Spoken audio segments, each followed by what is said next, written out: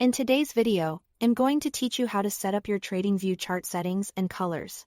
Start by opening your charts so you can preview changes in real time. To access settings, click anywhere on the chart and choose Settings. Or click the small gear icon in the top right. Both open the same panel. Begin in the Symbol tab, which controls how your candles look. Under Body, choose the colors for up and down candles.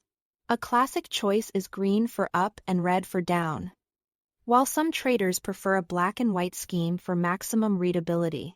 Whatever you pick, stay consistent so your brain recognizes moves quickly. Next, set your borders.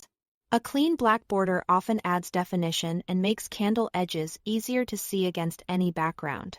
For wicks, it's common to match the wick color to the candle body so the chart reads as a single unit.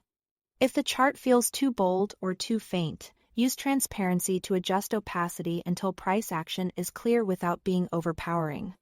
Aim for a simple two-color palette and avoid heavy saturation to reduce eye fatigue and keep patterns obvious. Now move to the Canvas tab to shape the overall look. Choose a background that reduces eye strain. A soft gray is great for long sessions, while clean white can work well in bright rooms. If grid lines distract you, turn vertical or horizontal lines off, or keep them on but lighten their color so they guide without dominating.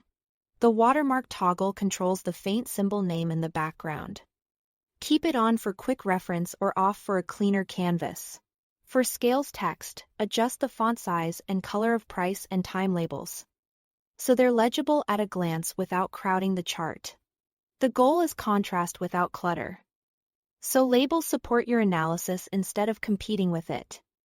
Next, refine your lines and scales behavior.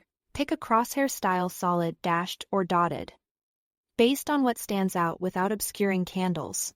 Under Scales and Lines, set colors for the last price line and for session high and low levels, so key references are visible immediately.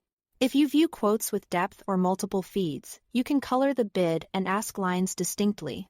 Finally, enable pre- or post-market to display extended trading hours.